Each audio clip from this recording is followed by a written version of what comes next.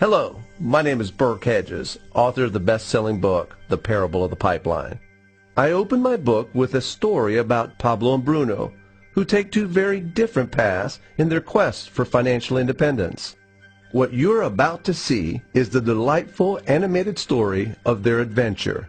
So, sit back, relax, and enjoy the life-changing lessons in The Parable of the Pipeline.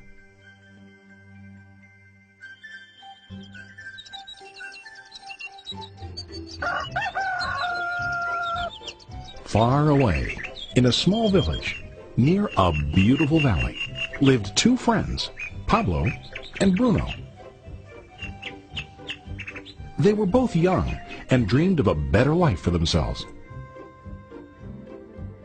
They'd often discuss their dreams about how they would become the most successful men in the village. They weren't afraid of hard work, and they searched for opportunities to help realize their goals and achieve their dreams. One day, an opportunity presented itself.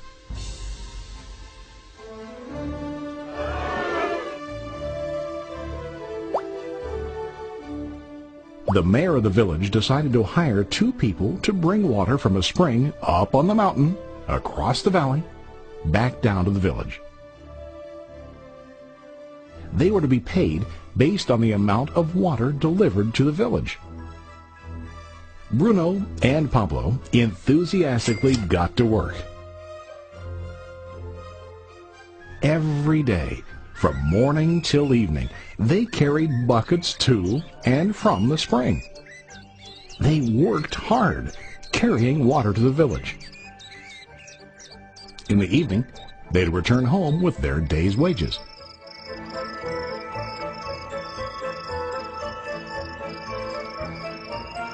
Bruno was satisfied with his work and the money he earned. He was sure that with this work he could achieve his dreams. Bruno thought that to increase his wages he could use bigger buckets to bring more water each trip.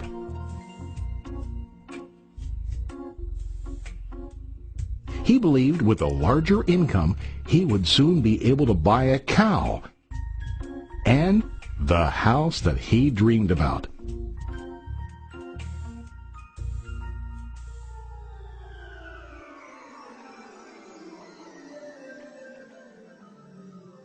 Now Palblo was not satisfied.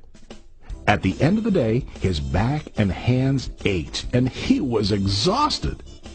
He was looking for an easier way to earn more. One day an idea occurred to Palblo. He imagined building a pipeline to deliver the water from the mountain spring to the village. With this pipeline, he could get more water to the village without carrying buckets back and forth from the spring to the village. Soon, he got very excited about his idea and began to plan. Palblo, of course, shared his idea with his friend Bruno and asked him to join with him to work on and help build the pipeline. Bruno thought the idea was crazy. All Bruno could think about was what his money could buy today and how to get it quicker. He felt that building a pipeline would slow him down and delay him in achieving his goals. Instead, Bruno got bigger buckets and went more often back and forth fetching water. He was sure that with this method he could make more money. Palblo decided to build the pipeline on his own. He understood that it would not be easy to build, and it would take time to complete the pipeline. Palblo knew that it could take several years to finish, but he set his mind on his goal. Every day he worked and carried water like before. But on weekends and during his spare time, he worked hard to dig in the rocky soil and build his pipeline.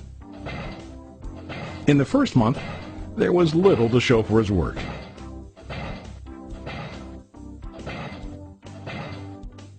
Bruno and the villagers laughed and teased him.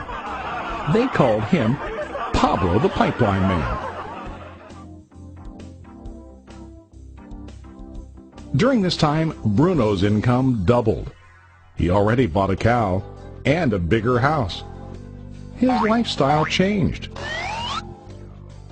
He now spent time after work in the bar, enjoying his hard-earned wages from delivering water.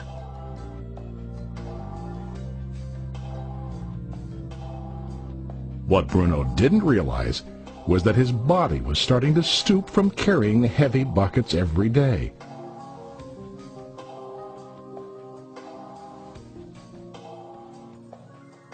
His face looked worn and his body tired.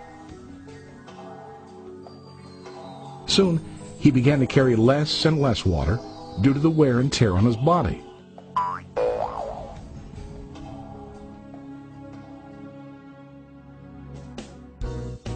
Month after month, Palblo worked.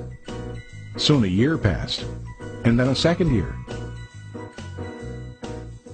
Finally, Palblo finished his pipeline. He now used his pipeline to deliver water to the village instead of carrying buckets. Palblo was now earning more money than ever before. The water continued flowing to the village, while Palblo wasn't working. While he slept and ate, the water flowed. Palblo was happy and proud of his insight, persistence, and hard work. Now his income flowed as long as the water flowed through his pipeline.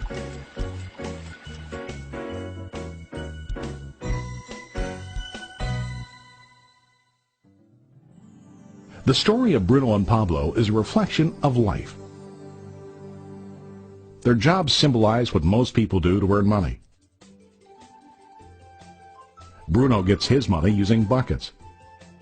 He goes back and forth, carrying his buckets from the spring to the village in exchange for money.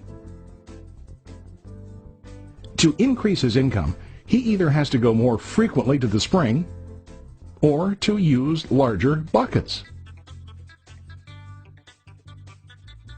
It's common in real life to increase our income by working harder.